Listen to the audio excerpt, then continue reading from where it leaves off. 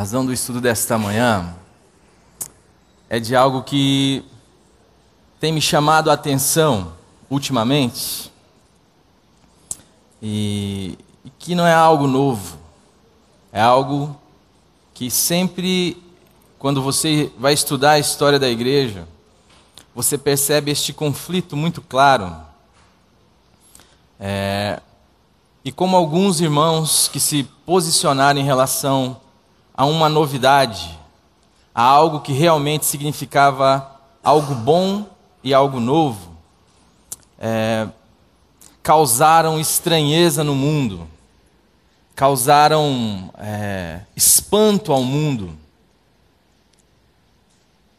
justamente porque este novo, justamente porque o novo revelado em Cristo Jesus é algo incompreensível à mente humana e é algo que inverte toda a nossa toda a nossa filosofia, toda a nossa maneira de pensar, toda a nossa maneira de viver. Eu costumo dizer que a cruz subverte ou inverte a lógica.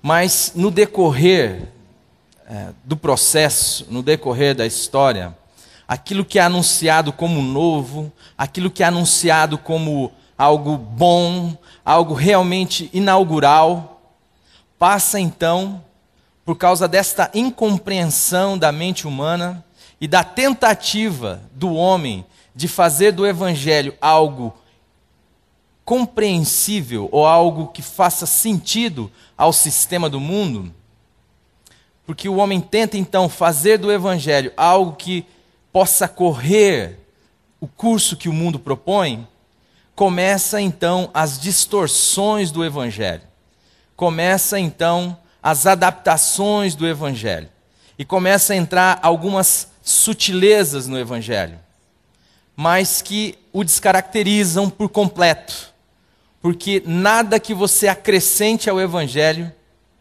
a partir deste momento, a partir do momento em que você acrescentou o mínimo que seja à mensagem de Jesus Cristo, aquilo que Cristo é, aquilo que Ele fez e aquilo que Ele ensinou, você então não tem mais diante de você o evangelho. Você tem outra coisa qualquer, alguma coisa muito parecida talvez, alguma coisa que fale a mesma linguagem, que use as mesmas nomenclaturas, mas você não terá o poder do evangelho que transforma as vidas. E hoje em dia, assim como foi no passado, existe uma tentativa desesperada do mundo e da religião do mundo de fazer do evangelho uma mistura, uma mescla, algo que você pega um pouquinho do que é evangelho, pega todo o aparato que foi sendo construído ao longo da história pela religião e a mensagem, o nome de Jesus, as simbologias do cristianismo, mas você então toca naquilo que é essencial para o evangelho, e a partir de então isto se torna uma religião que usa as mesmas características, as mesmas ferramentas do mundo e da maneira de agir e de pensar do mundo, tendo como endosso o nome de Jesus, ou o evangelho, ou tudo aquilo que cerca o nome de Jesus Cristo. E o que você percebe e o que chamou a minha atenção nesses dias é por que há esta necessidade desesperada no coração humano, muitas vezes, ou para o mundo, de descaracterizar aquilo que é fundamental para o evangelho, que é inaugural no evangelho, que se chama graça. Por quê?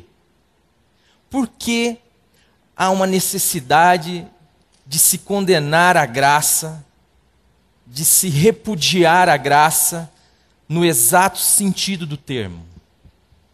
Porque nós podemos até usar a nomenclatura de graça, desde que ela não signifique aquilo que de fato ela é, graça e graça plena.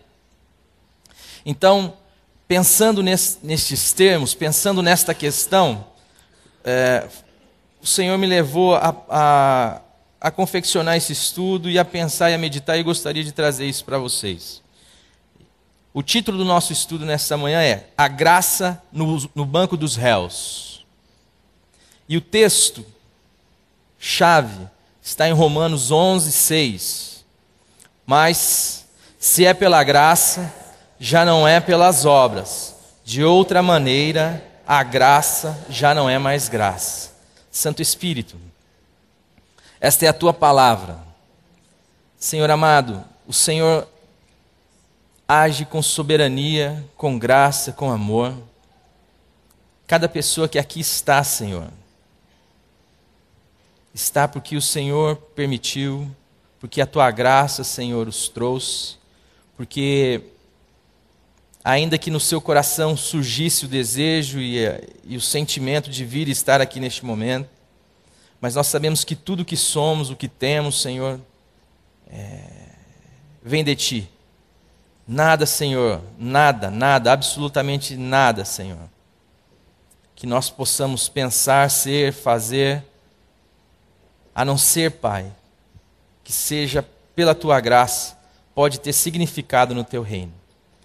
Podemos fazer uma série de coisas, podemos agir de várias maneiras, podemos realizar grandes coisas, mas tudo isso pode não ter significado algum no Teu reino, Senhor, se o princípio que nos rege não for a graça e se não for pela vida do Teu Filho que habita em nós.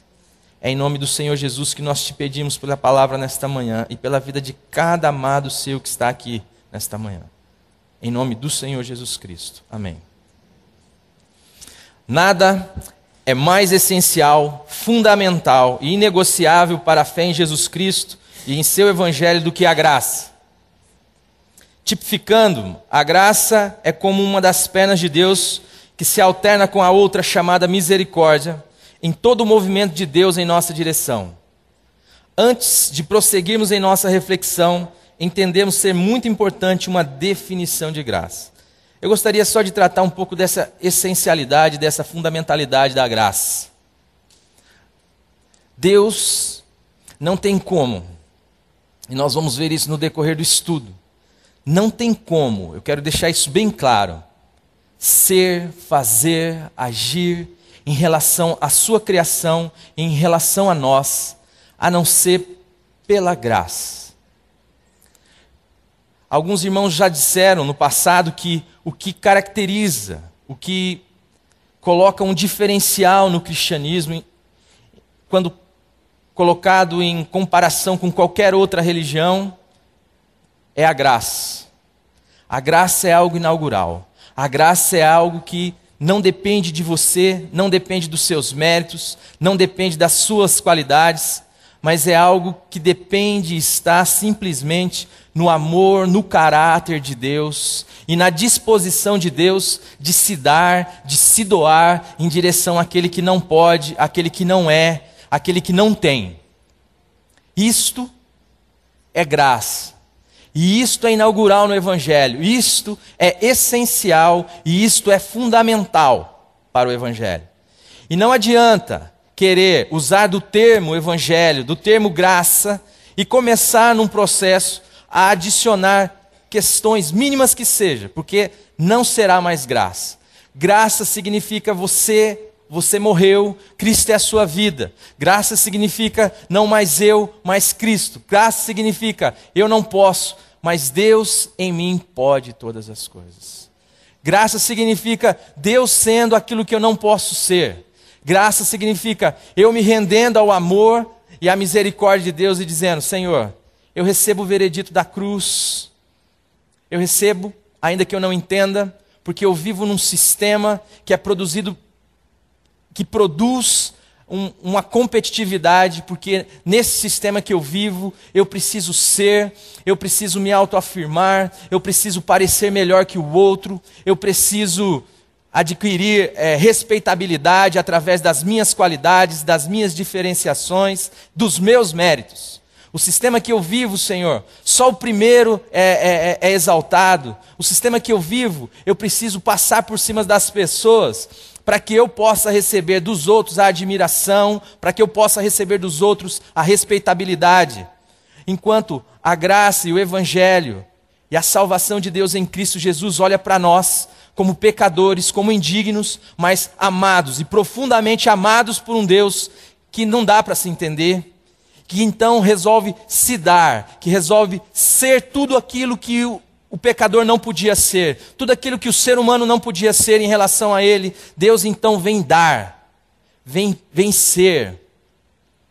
E isto não tem nada a ver com méritos, não tem nada a ver com esta competitividade louca do mundo. Tem a ver com algo que nós não compreendemos, mas nós podemos nos render a isto, a este novo trazido em Cristo Jesus. Por isso é essencial. O sentido desta palavra, no caso graça, tem se desgastado ao longo dos anos. E atualmente é difícil encontrar pessoas que entendam o verdadeiro significado da palavra graça. Isso não quer dizer que a tenham omitido dos jargões corriqueiros da cristandade, pois continua fazendo parte do linguajar cristão. Mas mesmo com a fala aparentemente correta, é comum verificar sua utilização para representar o oposto do seu significado original. Como, por exemplo, a expressão pagando por uma graça recebida. Às vezes, o que nós percebemos é o desgastar de uma expressão. Isso é muito comum na linguagem. Você se utiliza tanto de uma expressão e ela vai perdendo o seu significado com o passar dos anos. Vai ficando vulgar a sua utilização, de maneira que ela não consegue mais expressar todo o seu sentido como era na sua origem. Mas hoje nós queremos resgatar este significado desta palavra chamada graça. Há sentido nessa expressão, pagar por uma graça recebida. Mas nós utilizamos isso, ou vemos isso sendo utilizado aos milhões, aos milhares. Pessoas que, por um pseudo favor de Deus, se acham agora na necessidade de devedores de Deus, de retribuir ou ressarcir Deus em relação ao favor que foi recebido. Se é favor, se é graça, Deus espera alguma retribuição sua ou minha? Hein, meus amados? Vamos entender o que é graça? Ou vivemos pela graça, ou cremos nessa graça, ou vamos inventar uma outra coisa, mas vamos mudar o nome então. Se nós não queremos crer que o Evangelho de Jesus Cristo é o Evangelho da graça, que a salvação é pela graça, que a vida é pela graça, então vamos inventar um outro sistema. Não precisamos inventar, simplesmente entrarmos e abraçarmos o sistema religioso do mundo, só que vamos excluir do nosso vocabulário esta palavra então. Porque se você quiser viver pela graça, não pode ser pelas obras. De outra maneira, a graça já não é mais graça. Esse é o texto que nós lemos. Como nós estamos vivendo? Esta é a pergunta. O que você tem feito para retribuir ou ressarcir Deus diante de tudo o que Deus tem sido em você? Diante de tudo o que Deus tem te dado? Diante de tudo o que Deus tem feito em seu favor? Você já imaginou o tamanho da minha e da sua pretensão ao achar que podemos, então, dar algo a Deus que possa, então, equivaler ao favor dele em nossa direção? Você já imaginou a pretensão humana de querer, então, se igualar a Deus no sentido de, ó Deus, eu não te devo mais nada.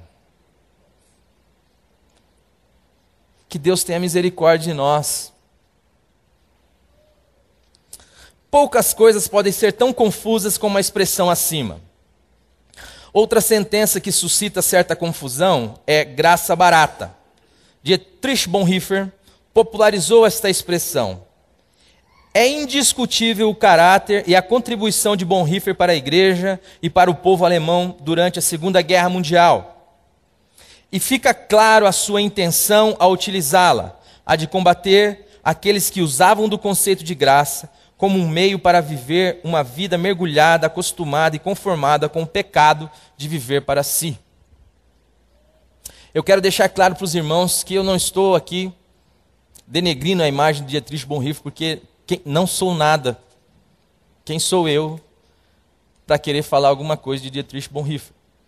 E antes, quero ressaltar que a expressão utilizada por ele de graça barata tem como objetivo aquelas pessoas que se utilizam do conceito de graça, mas que precisam, na realidade, se arrepender dos seus pecados, curvar os seus joelhos e se colocar diante de Deus clamando misericórdia, porque não entendeu graça, porque não conhece a Jesus Cristo e nem ao seu Evangelho. Alguém que se utiliza da graça para sustentar a sua vida de pecado. Neste caso, e o que combatia Dietrich Bonhoeffer, era aqueles que se utilizavam da graça como algo que justifica o pecado e não o pecador. A graça vem em direção ao pecador e tem como objetivo dar uma nova vida ao pecador, dar uma nova vida ao ser humano, e em toda a força que a expressão nova pode significar. É a vida do reino de Deus, é a vida do Filho de Deus, é outra vida, é aquilo que Paulo vai dizer: não vivo mais eu, mas Cristo vive em mim. Então é incabível, é impensável alguém agir da seguinte maneira: vou pecar, vou cometer algo contra o meu irmão, contra mim ou contra quem quer que seja, porque Deus vai me perdoar. Não entendeu graça, não sabe o que é graça, vive no seu pecado e precisa nascer de novo, precisa de arrependimento. Então eu gostaria de deixar claro aqui, eu faço uma crítica à expressão graça barata, mas faço uma ressalva também do que Dietrich Bonhoeffer queria significar com essa expressão. Porque ainda hoje, assim como era no tempo de Dietrich, ainda hoje muitas pessoas se utilizam da graça como um expediente legal para viver uma vida sem Deus, viver uma vida para si, amante de si e dos seus pecados. E não é o que Dietrich queria tratar. Mas esta expressão popularizada trouxe um outro problema. O que você costuma ver é que quando você tem a coragem e a ousadia de dar o significado de graça para a graça, alguns então se levantam, alguns que gostam de reconhecimento, que gostam de ter participação no processo, para que tenham glórias, louvores também no processo, se levantam dizendo: isto é graça barata. Eu quero dizer, se deste púlpito, algum dia, algum pregador manifestar que a graça é a sua desculpa para viver no seu pecado, que o Senhor tenha misericórdia de nós todos. O nosso encorajamento a cada um dos irmãos é no sentido de esquecer as coisas que para trás ficam e prosseguir para o alvo, para o prêmio da soberana vocação em Cristo Jesus. E Cristo Jesus não tem nada a ver com a vida de pecado. O que o Senhor nos chama é para uma vida de santidade. Agora, não podemos, por causa de que algumas pessoas se utilizam da graça para viver a sua vida de pecado, não falar do que a graça significa. E querer então atribuir algo ou acrescentar algo à graça. Porque graça é isto. Graça é você não podendo, mas Deus te dando tudo, não tendo nada a ver com os seus méritos, não tendo nada a ver com as suas qualidades, tendo a ver com o tamanho do amor de Deus pela sua vida. Você consegue dizer um aleluia? Deus te ama desesperadamente. Deus te ama de maneira inexplicável. E age em mim e em sua direção por causa disso. Ainda que este amor nos humilhe, porque não podemos fazer por merecê-lo, contudo, meu irmão, se deleite no amor de Deus, porque Ele continuará te amando. Ele continuará te amando. Que este amor possa te constranger, ao ponto de você falar: Senhor, venha sobre a minha vida o teu reino, cumpre em mim a tua vontade, para que as suas obras não tomem caráter de moeda, de barganha, mas seja a expressão de um coração grato, que louva a Deus e que vive para Deus.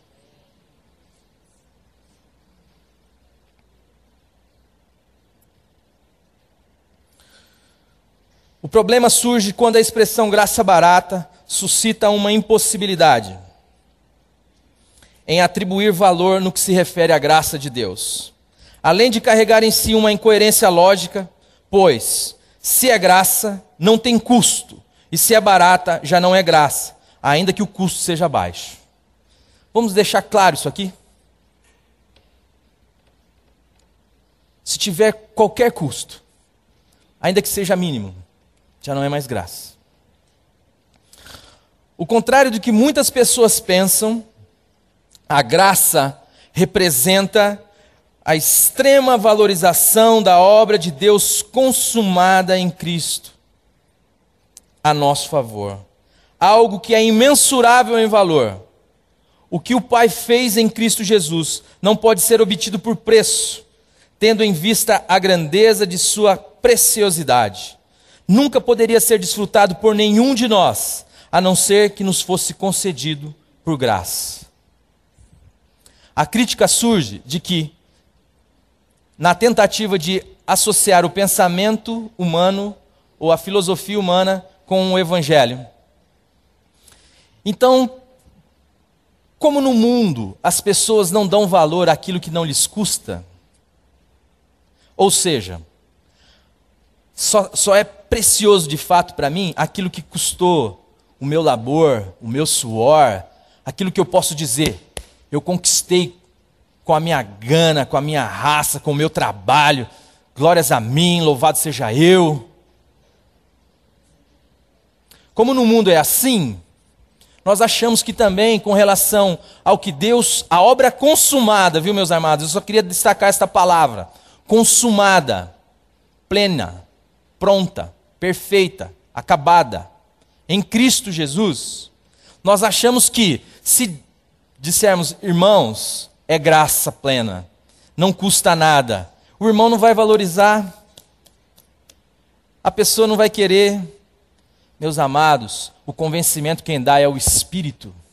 É o Espírito quem nos convence do nosso pecado, da justiça e do juízo. É a palavra de Deus que tem a condição de quebrantar um coração duro como o meu e abrir os meus olhos para ver o seu amor, a sua graça e a sua misericórdia em meu favor. Não é o seu argumento teológico, não é a sua eloquência, não são os seus argumentos filosóficos. É simplesmente o anúncio da palavra de Deus, na unção do Espírito Santo de Deus, que pode transformar um pecador numa nova criatura.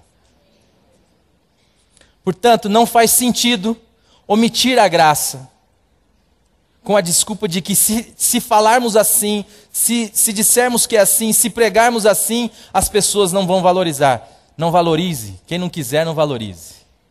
Mas aqueles que não têm nenhuma outra condição fora da graça de Deus, que se curvem ao amor furioso de Deus e que receba de graça a vida.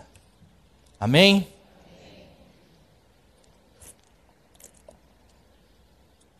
Então, quando se fala de graça, não está se desvalorizando a obra de Jesus Cristo. Antes, pelo contrário, está se valorizando. Para algo imensurável em valor, qualquer tentativa de pôr preço se constitui na mais alta afronta, além de representar a desvalorização do inestimável. No caso em questão, por ser de dimensões infinitas e eternas, como é a graça de Deus, o ato de valorizar-se constitui também num ato de desvalorização de proporções infinitas e eternas. Preste atenção nisso aqui, meu amado.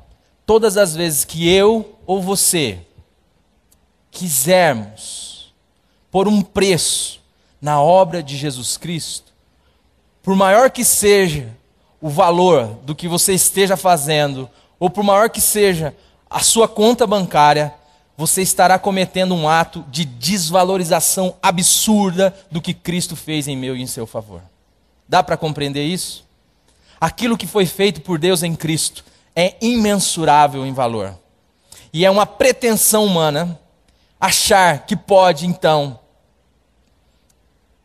recompensar Deus diante da obra de enviar o seu Filho para morrer na cruz, para passar por vexames, para tomar sobre si os nossos pecados, com o único intuito de nos fazer filhos e filhas de Deus, herdeiros e herdeiras do Deus Altíssimo.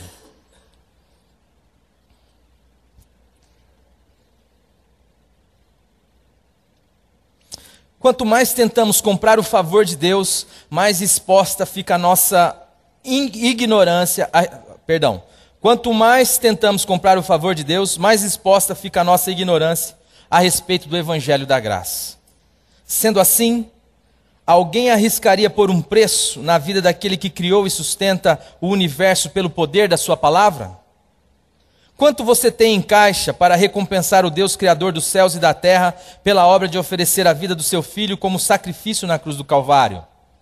Como objetivo gracioso de fazê-lo uma nova criatura, um filho e herdeiro dele? Ou quais são as habilidades e qualidades inerentes a você, ou seja, que fazem parte da sua essência, qualidades estas que não tenha recebido de ninguém, mas como um ser pseudo-eterno e autodivinizado, só existem em você, e que possa, de alguma maneira, representar uma novidade para Deus, a ponto de suscitar nele sua cobiça, revelando toda a carência de um Deus que, diante das posses e qualidades de um presunçoso ser humano, não tenha outra alternativa a não ser lhe propor uma troca, uma barganha. Você consegue pensar nisso? O que você tem que Deus vai olhar e vai dizer: rapaz, eu queria aquele brinquedo para mim, eu não tenho aquilo, será que Ele não troca comigo? Eu dou a salvação, eu dou a vida eterna, eu dou tudo, eu me dou a Ele, se Ele me der aquilo. O que você tem aí de tão precioso, escondido? Quanto você tem no banco?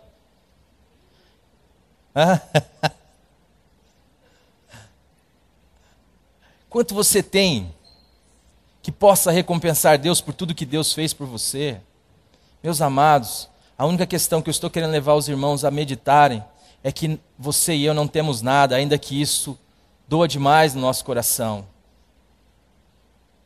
Tudo que nós temos, somos, o ar que respiramos, vem do Senhor, é dado pelo Senhor, é dado.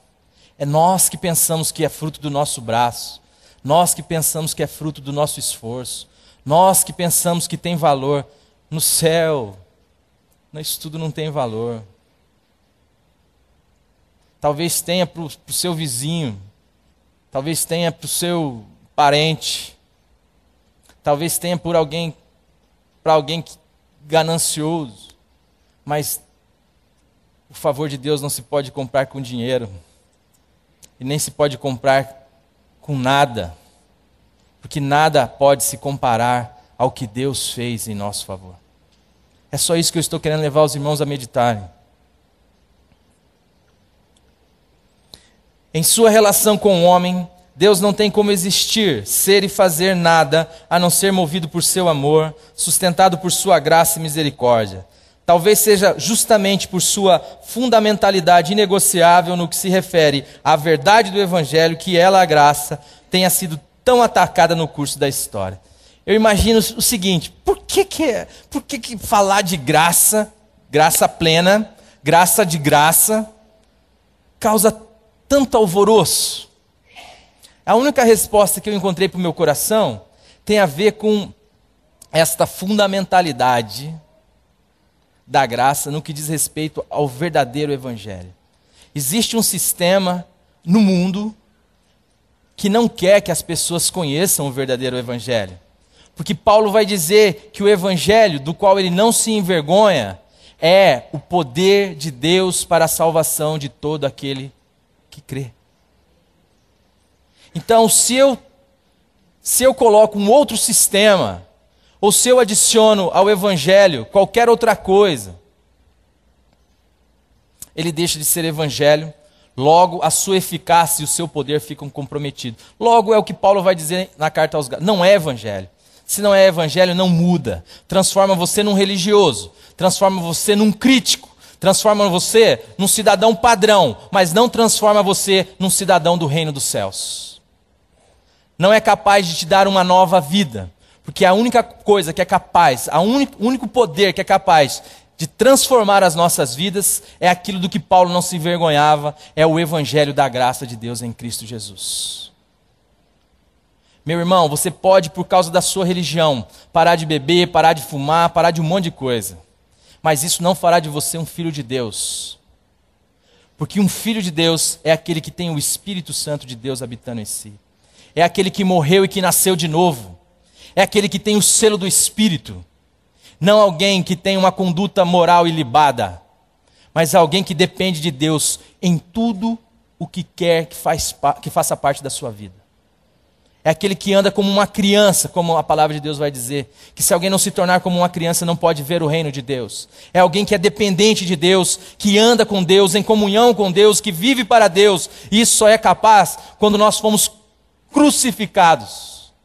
Quando nós temos a revelação de que morremos, de que não vivemos mais para nós, mas nascemos de novo para viver com Deus, para Deus, por meio de Deus, segundo a sua vontade, celebrando aquele que nos deu o seu Filho, que não nos dará juntamente com Ele todas as coisas. O que mais você quer, meu amado?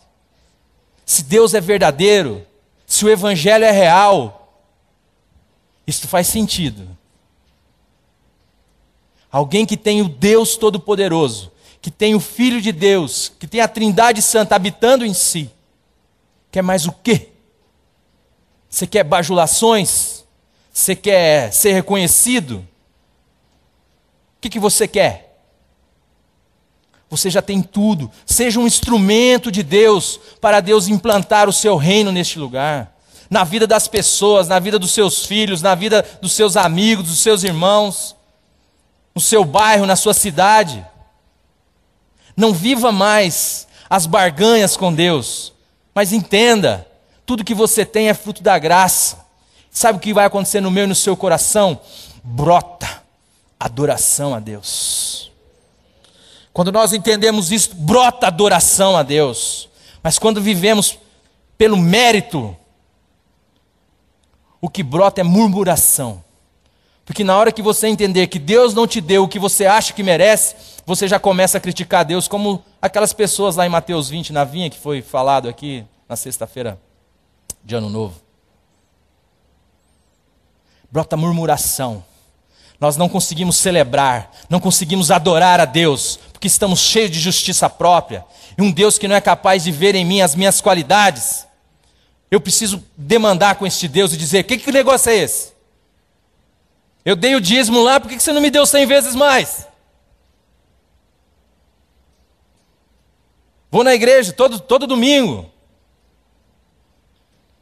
Por que roubaram meu carro? Fica desse jeito, murmurento, chato, reclama das pessoas. Mas aqueles que chegaram na última hora, porque no reino de Deus é assim, não é, como não tem esse negócio de mérito, você chega às 6 da manhã ou você chegando às 5 da tarde, para Deus é indiferente. Ele vai dar a mesma coisa para você. Por quê? Porque não é mérito. Por quê? Meu amado, se Ele quis te dar tudo, você não vai celebrar? Precisamos. Agora, o que se inventam é uns negócios que eu fico vendo que é assim. Não, a salvação é pela graça. Mas você tem uma tal de coroa para você colocar na cabeça aí, que você perder. Tem uma tal de participação no reino. É uns negócios, meu irmão, que faz o seguinte: pega esse sistema que o pecado estipulou no mundo, de competitividade, onde eu tenho que ser maior do que você, e querem transportar isso para o reino de Deus. Quando Jesus falou, Senhor, quando eles chegaram para Jesus, falaram, Senhor, quem será o maior no reino? Meus irmãos, vocês não estão entendendo nada. No reino de Deus não é assim que funciona. Lá o maior é aquele que serve, meu irmão. Ah, eu que serve. Daí sabe como é que funciona a mente daquele que é obcecado por mérito? Ele começa a servir. Ô irmão, e vai lá, e limpa aqui, lava o banheiro, e vai na sua casa, e faz, e acontece. Aí ele chega para Deus, ó, eu servi, eu quero ser o grande. Fala, meu filho, você não entendeu nada. Serve porque adora. Serve porque nasceu de novo para o reino de Deus. Serve porque ganhou tudo. Porque está feliz, contente. Mas não, olha o pensamento. É como se Deus falasse assim, eu acho que foi uma boa ideia do Satanás estipular esse negócio de competitividade lá na terra. Eu vou então implantar isso aqui no céu também. Vamos instalar aqui um ISO. Vamos ver a produtividade dos crentes. E conforme for o desempenho de cada um, então eu vou colocando um mais perto de mim, outro mais longe de mim. Tá? Gente, essas coisas são pela graça. É a quem o Pai conceder, diz a palavra. Jesus vai dizer, não me compete a mim, mas isso está ao Pai. Se Ele quiser te colocar do lado dele, vai ser graça. Mas nessa mentalidade nossa, caída de pecado, se Ele te colocar agora do lado dele, você já vai olhar para os outros e dizer, você não é igual eu, né? Tá vendo? Irmãos, o reino de Deus é outra coisa. Se nós não entendemos o que é graça, tudo que nós fizermos no reino de Deus vai servir para me distinguir do próximo, para me achar melhor do que o outro. E isto, em suma, quando você destila, é a essência do pecado. Que os irmãos, eu falo isso, e eu quero... Vocês tenham misericórdia de mim, é com amor, tá? É para que se enxergue. Onde eu estou? Esta atitude de querer recompensar Deus faz parte de uma filosofia satânica do mundo que quer fazer do homem igual a Deus e de Deus um mentiroso, mantendo a proposta da serpente no Éden. Foi lá a serpente que disse. É assim que Deus disse? Não, não é assim não. Deus é mentiroso. Vai por mim que vocês vão ser como Deus. Como Deus sereis. E esta atitude de querer recompensar Deus é uma atitude de fazer do homem alguém igualitário a Deus. Alguém que pode retribuir também na mesma moeda a Deus. Além de ser contra a glória de Deus, intenta, através de sutilezas, tirar a glória de Deus que se dá para colocá-la no homem, exaltando a sua capacidade de adquirir. Porém, não conseguem responder à pergunta de Deus. Jó 41, 11a. Quem primeiro me deu a mim, para que eu possa restituí-lo? Esta atitude que a religião propõe é manter você no centro. Você continua sendo o centro do universo. Deus só se move porque você o manipula com os seus ritos, com o que você faz ou com o que você deixa de fazer. Então, em última análise, quem deve ser então louvado deve ser você.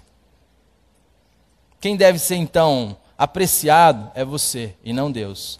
Com sutilezas, essas coisas vão entrando na nossa vida, na vida da igreja. E quando você vê, você está vindo aqui pregar porque você acha que Deus vai gostar mais de você se você vir aqui pregar.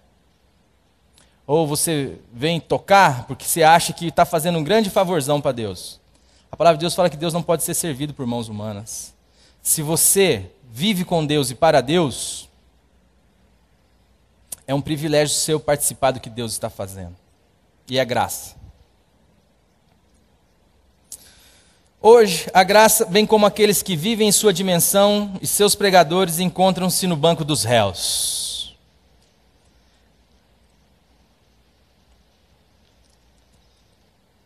Estes frequentemente são contados entre os hereges, mas isso não é de agora. Desde a encarnação da graça entre nós, aquele que foi chamado de a graça, a verdade, o caminho, a vida, ou seja, Jesus Cristo, Filho de Deus, a história se repete. Vamos ler João 1,17, João 14,6. Pois A lei veio por intermédio de Moisés. A graça e a verdade vieram por meio de Cristo. Eu sou o caminho, a verdade e a vida. Tem algo que soa mais herético do que graça? Quando Jesus Cristo se apresentou no meio dos homens, quando ele veio fazer parte da nossa história, nada parecia ser mais herético do que um Deus que olha para uma prostituta ou que, diante de uma mulher adúltera, diz: eu não te condeno. Nada parecia mais herético do que um Deus gracioso que tocava em pessoas que a religião dizia que você não devia tocar, que fazia coisas que a religião dizia que você não devia fazer. Nada era mais herético do que um Deus encarnado como expressão da graça. Nada era mais herético do que um Deus crucificado como expressão da graça. Desde que a graça se revelou a nós, de que alguns irmãos a tocaram, a história se repete. Sempre que você falar de graça, mas não desta graça misturada, sempre que você falar do evangelho da graça, mas a graça plena, você será tido como um herege. Eu já estou preparado, viu, gente?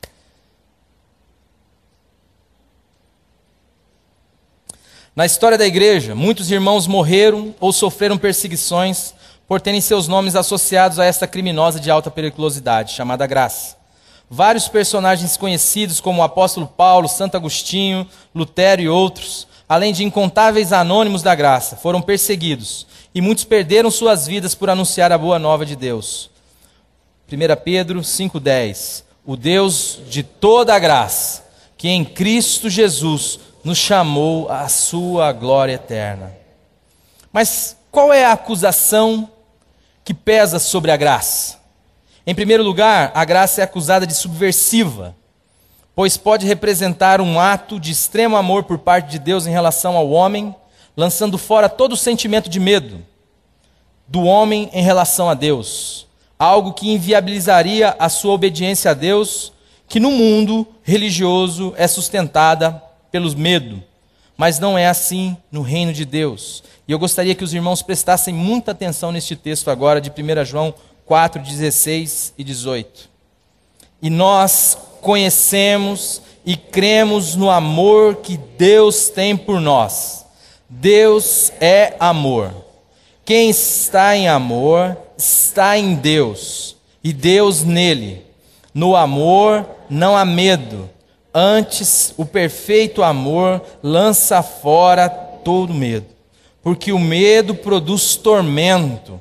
Aquele que teme não é aperfeiçoado em amor. O mundo sustenta a obediência pelo medo, pela ameaça, e atribui isto ao evangelho da graça. Se você não fizer isso, Deus, olha, se você fizer isto, Deus, e vai. E o caboclo vai aqui, com medo daqui, com medo dali, vai andando. Ele vai igual um boi naquele negócio de boi andar, sabe? Ele não vai nem para a direita nem para a esquerda, não porque ele não quer, não porque aquilo é uma regra, porque ele não pode, ele tem medo, ele está desesperadamente atemorizado. Mas nós conhecemos o amor que Deus tem por nós. Nós precisamos conhecer o amor que Deus tem por nós. O perfeito amor lança fora todo medo. Sabe por quê? Para que as suas ações, as suas palavras, tudo que você é, tudo que você representa em relação a Deus, seja a expressão do amor, daquilo que está no seu íntimo, da sua adoração a Deus, da sua gratidão a Deus. Não seja a expressão do seu medo de Deus. Deus não está interessado em nada que venha de você que seja produto do seu medo. Porque Deus ama você e você precisa saber disso. Eu gostaria só de ler uma passagemzinha do Paulo, apóstolo da graça, do F.F. Bruce, porque a graça ela é acusada de subversiva.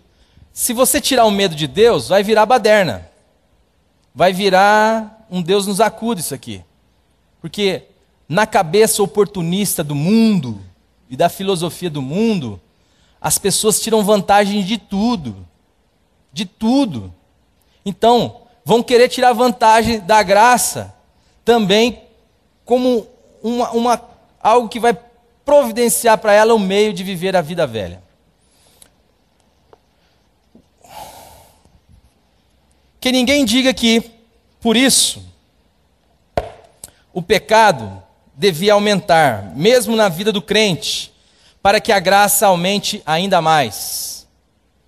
Paulo provavelmente tinha encontrado pessoas, mesmo entre seus próprios convertidos, que diziam coisas assim: este argumento traz à tona a incapacidade de captar o sentido do evangelho e da vida de fé.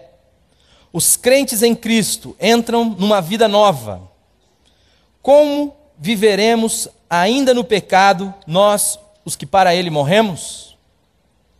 Este é o sentido prático da sua incorporação em Cristo pelo batismo, de ser incluído no corpo de Cristo. Morte com Cristo para a existência antiga. Morte com Cristo para a existência antiga. Ressurreição em Cristo para a novidade de vida. Em vez de serem escravizados ao pecado, como antes estavam, os crentes agora são libertos do pecado. Se o pecado é personificado como um dono de escravos, estes são obrigados a obedecer às suas ordens enquanto vivem, mas depois de mortos, estas ordens não têm mais importância para eles. Ou, mudando um pouco a figura, quando escravos são comprados do seu dono por um novo dono que os liberta, o dono antigo não tem mais autoridade sobre eles. O pecado não tem mais qualquer autoridade sobre os crentes. Eles agora pertencem a Deus, que os libertou da escravidão anterior. O pecado foi um patrão duro que distribuiu a morte como salário.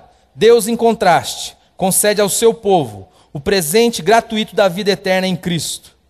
Para alguém que, pela fé, foi unido a Cristo, viver em pecado é uma contradição moral de termos. Não existe na proclamação do Evangelho o mínimo sentido de propor isso para ninguém. De que alguém que foi alcançado pelo Evangelho da graça se utilize desse meio para poder viver uma vida para si. Acaso tem sentido uma obediência produzida pelo medo? Ou ainda, seria isto obediência de fato? Só em Nárnia congelada. Essa expressão foi tirada do livro, do filme, do C.S. Lewis, As Crônicas de Nárnia, onde o mundo de Nárnia, congelado, representa o mundo caído.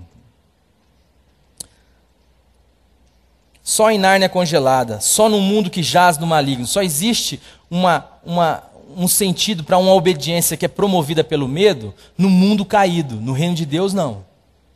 Se o Evangelho de Deus fosse nestes termos, não representaria nenhuma novidade. Desde que o mundo é mundo, o forte impõe a subordinação e a obediência aos mais fracos pela ameaça que produz o medo. Sendo assim, a mensagem de Deus não poderia ser considerada boa e muito menos nova, portanto, não poderia ser chamado de Evangelho. Nós sabemos que a palavra Evangelho, os irmãos sabem, significa boa nova. Mas se Deus estivesse propondo com este Evangelho, com esta boa nova, o sistema antigo, que faz com que as pessoas obedeçam pela ameaça e pelo medo, não poderia ser chamado de Evangelho. É por isso que é graça, meus irmãos. É por isso que não tem nada a ver conosco. É porque Deus fez tudo em Cristo Jesus. É porque Deus nos ama, é porque é fruto do amor, é porque é fruto da vida, é porque é fruto do reino de Deus, é porque vem de Deus, é porque não tem nada a ver conosco. É por isso que nós não entendemos, mas nós podemos crer. Nós não entendemos, mas podemos receber. Porque é graça. No reino de Deus, a vida é diferente. No reino do Filho do seu amor, os filhos de Abba, sustentados pela graça, querem obedecer porque amam ao seu Pai, porque tiveram as suas consciências iluminadas pelo Evangelho, a palavra de Deus. Querem obedecer porque morreram para o império do medo e do pecado em Cristo Jesus. Sabendo isto, que foi crucificado com Cristo o nosso velho homem, para que o corpo do pecado seja destruído, a fim de não servirmos mais ao pecado como escravos. Meus amados, você morreu em Cristo Jesus? Ou isto é uma pressão simplesmente da doutrina que você conhece? Você aprendeu uma doutrina que diz que você morreu, mas a pergunta que eu estou fazendo é outra. De fato, esta é a sua experiência de fé? De fato, isto é uma realidade em você? Porque Deus não tem como, amados, implantar em nós a mentalidade do reino de Deus, a maneira de se viver a partir do amor e da liberdade, a não ser que Ele faça de você uma nova criatura. E para te fazer uma nova criatura, Ele precisa destruir a velha. Ele precisa matar o velho homem. É isso que eu estou te perguntando, querido. Você passou por essa experiência, onde ela não é sustentada por uma doutrina e por um conhecimento lógico, cognitivo, mas é sustentada pela experiência de fé, onde você sabe que você morreu e que Cristo é a sua vida. Que você nasceu de novo para uma outra realidade, que agora está em você. Querem obedecer porque nasceram de novo para o reino do amor.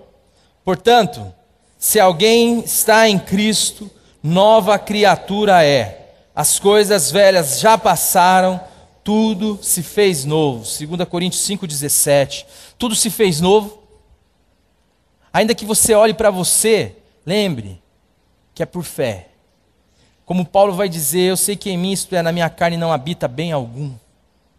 Com efeito, querer o bem está em mim, não consigo, porém, realizá-lo. Sabe a expressão que vem à minha cabeça? Quando Pedro vê o Senhor andando sobre as águas e pede ao Senhor para que Ele lhe permitisse andar sobre as águas em direção a Jesus, naquele exato momento, Pedro teve que decidir o que era verdade para ele naquele momento. Como um pescador experiente, ele sabia que se ele pisasse fora do barco, como alguém que pisa em terra seca, ele iria afundar. Se você olhar para você, meu amado, você vai dizer, é impossível para mim. Se você olhar para a lógica humana, você vai dizer, o evangelho é impossível para mim. Mas lembre-se de uma coisa, aquilo que é impossível aos homens, é possível para Deus. Andar por fé é andar sustentado pela palavra de Deus. Da mesma maneira que Pedro andou sobre as águas, é a mesma maneira que um pecador como eu pode então andar em direção à santidade de Jesus Cristo. Porque em mim há alguma qualidade? Porque quando eu piso em água não afundo? Não, porque há uma palavra que me sustenta, há uma vida que me sustenta. Fora disso não tem condições para mim e para você. Portanto, eu posso louvar a mim mesmo? Há sentido, então, em louvar a mim mesmo porque me enquadro em algumas condutas? Diante de vocês está um ladrão falando. Diante de vocês está um mentiroso falando. Que só não rouba porque é uma vida de Jesus Cristo me sustentando. Que só não mente para você porque há uma vida de Jesus Cristo me sustentando. Posso eu então me gabar de não roubar? Posso eu me gabar da minha honestidade? Posso eu me gabar de não mentir? Meus irmãos, o que há diante de vocês é um pecador miserável que carece da graça e da misericórdia de Deus. Que só está aqui pela graça e pela misericórdia de Deus. Que não tem um outro motivo para estar aqui falando a vocês, a não ser que a graça de Deus me sustente, a não ser que a vida de Cristo se manifeste, sustentando aquilo que a igreja chama de testemunho. Fora disso, vocês não queiram me conhecer.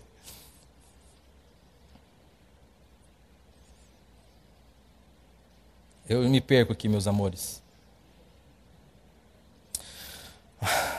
Vou ler de novo, porque eu dei uma parada ali, mas se eu começar daqui não vai ficar sem sentido o negócio. Querem obedecer porque nasceram de novo para o reino do amor. Portanto, se alguém está em Cristo, é uma nova criatura, as coisas velhas já passaram e tudo se fez novo. Ainda que muitas vezes não consigam obedecer, devido à sua condição humana, Pois não faço o bem que quero, mas o mal que não quero, este faço. Romanos 7,19. E que apesar da sua condição de fraqueza, andam por fé, não utilizando da graça para pecar. Que diremos, pois? Permaneceremos no pecado para que a graça aumente? Romanos 6,1. A resposta é, de modo nenhum. Romanos 6,2. O que percebemos na revelação de Deus em Cristo é que não existe significado em nenhuma ação que não seja fruto do amor, ainda que seja um ato de aparente obediência. E ainda que distribuísse toda a minha fortuna para o sustento dos pobres, e ainda que entregasse o meu corpo para ser queimado, e não tivesse amor, nada disso me aproveitaria. Você pode fazer o que você quiser, meu amor. Você pode fazer o que você quiser, meu amado. Se não for fruto do amor que vive em você, não tem sentido para Deus. Dá para entender isso? Você pode dar todos os seus bens aos pobres, você pode dar o seu corpo para ser queimado, mas se não tiver amor, se não for motivado pelo amor, e em direção a Deus é a mesma coisa. Não tem sentido você estar aqui, não tem sentido você tomar para si a nomenclatura de cristão, se não for pelo amor. Não tem sentido. A vida cristã é uma vida de dependência, é uma vida daqueles que não podem, mas sabendo que não podem, podem viver em direção ao que não podem, porque há um poder habitando em suas vidas, e este poder é a vida do próprio Deus. Paulo, acho que dia 16 eu quero falar sobre isso à noite. Mas Paulo, quando questionado acerca do seu apostolado, no capítulo 11, 12 de 2 Coríntios, ele vai nos ensinar uma lição, mas no final ele vai dizer que, devido às revelações que lhe foram feitas e foram dadas, foi-lhe dado um espinho na carne. Algo para mostrar para ele que ele é gente, que ele é pó, que se apertar dói, que ele não é nada. E que ele foi orar a Deus para que Deus tirasse dele aquilo 3 vezes. E Deus falou, não, deixa esse espinho na sua carne aí, porque você precisa aprender uma coisa, a minha graça te basta. E o meu poder se aperfeiçoa é na sua fraqueza. Aí sabe o que ele fala? De modo que eu me gloriarei muito mais nas minhas fraquezas, para que a mim habite o poder de Deus. Você já viu testemunho de crente? Parece testemunho da Liga da Justiça. É a Mulher Maravilha, o Superman, é tudo assim dando testemunho. Mas no reino de Deus é o contrário. São os fracos, é aqueles que não podem, é os últimos que são primeiros. Mas que porque não podem, não têm poder sobre si, sabem que não podem fazer nada por suas próprias forças, o poder de Deus pode então habitar e atuar. Meu amado, pare de lutar. Deixe Deus lutar em você, lutar por você. Deixa o poder, pare de andar pelas suas próprias pegadas, pelas suas próprias forças, pela sua própria razão.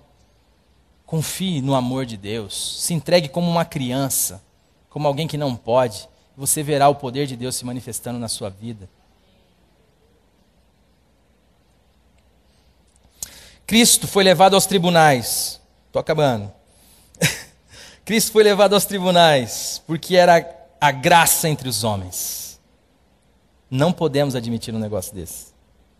Porque se dizia o Filho de Deus, fazendo-se igual a Deus. E na revelação de Deus expressa em Cristo Jesus, o Deus apresentado era o Deus de toda a graça.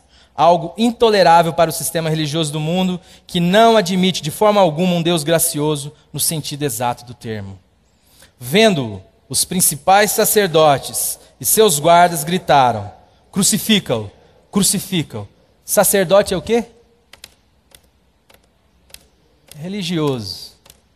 Religioso não suporta a graça. Quando vê a graça, quer matar. Quer crucificar. Não podemos aceitar. Para o mundo é impossível. Para a religião do mundo é inaceitável. Por isso, se você quiser anunciar o evangelho da graça, se você quiser viver na graça, se prepare para os tribunais. Se prepare para ser contado entre os hereges, porque não faz sentido para a religião do mundo e para o pensamento do mundo a graça. A graça, vou me privar dessa palavra aqui, mas a graça é algo incompreensível. Aliás, vou privar vocês para esse sistema. Pautado e sustentado pelo mérito e pelo esforço humano, para que o homem receba o louvor. O recado foi dado por parte do sistema religioso do mundo, tendo Jesus Cristo Nazareno como exemplo. Qualquer um que se atrever no mundo dos homens, cegado pelo príncipe deste século, a tomar para si a prerrogativa de Deus e que se manifestar em graça e em verdade, será levado aos tribunais, será crucificado e morto, ainda que seja Deus de fato. É intolerável para um mundo com seus valores e qualidades aceitar tal afronta, um Deus incapaz de tratar com distinção os melhores, desqualificando assim seus méritos, que trata com dignidade samaritanos, adúlteras, publicanos pecadores e leprosos, que olha com amor para um ladrão, réu confesso, concedendo-lhe o paraíso, e ainda diz: eu não vim chamar justos, e sim pecadores ao arrependimento. É digno de morte tal Deus, bem como seus seguidores e profetas. Meus amados, que você seja achado entre aqueles que são dignos de morte, porque vivem com Deus, para Deus, o evangelho da graça plena. Que não querem para si a honra e o mérito que é só de Deus, porque somente a Deus pertence a honra, a glória, o poder, a majestade. Amém, igreja? Somente a Ele pertence. E você, meu tesouro, você é um amado de Deus.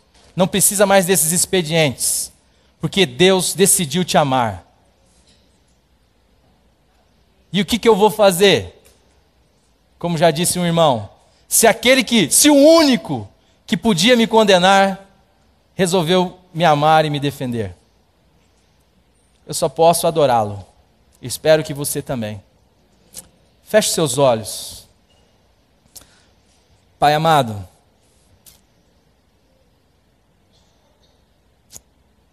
eu sei que é difícil para nós entendermos, Senhor, mas nós estamos nessa caminhada, perseverando na fé, na esperança de que, por graça, o Senhor venha se revelar a nós, se revelar como Deus de toda a graça. Que aqui, neste auditório, Senhor, todas essas pessoas não sejam encontradas entre aqueles que se utilizam da graça como um meio legal para viver uma vida de pecado, e nem como uma doutrina que serve para aplacar ou para acalmar a sua consciência em relação ao seu pecado. Mas que as pessoas que estejam aqui, Senhor, sejam aquelas que confessam o seu pecado diante de Ti, Senhor, clamando pela Sua misericórdia, e que sigam em direção à Sua vocação, ao Seu chamado a cada um de nós, que é sermos como Teu Filho é. O Senhor começou uma obra, o Senhor há de terminá-la, Senhor. Nos dê a perseverança da fé. Não nos deixe, Senhor, desanimar. E, Pai, perdoa os nossos pecados. E nos ajude, Senhor, a viver cada dia olhando para o autor e consumador da nossa fé. Que o Senhor, meu Pai, santifique o Teu nome na vida de cada irmão, de cada pessoa que está aqui dentro. Que o Senhor, meu Pai, venha com o Teu reino na vida de cada pessoa que está aqui dentro, Senhor. Que o Senhor, meu Pai, cumpra a Sua vontade na vida de cada um que está aqui dentro, para a glória do Teu próprio nome. É em nome do Senhor Jesus Cristo que eu oro. Amém. A mensagem que você acabou de assistir faz parte do Ministério de Comunicação Palavra da Cruz. Temos um grande acervo de estudos bíblicos em áudio e vídeo. Distribuímos também, gratuitamente, o jornal mensal Palavra da Cruz. Entre em contato conosco pelo fone fax 0 operadora 43 3322 3037 ou pelo e-mail com www.palavradacruz.com.br. Visite-nos também pelo site www.palavradacruz.com.br. Graça e paz.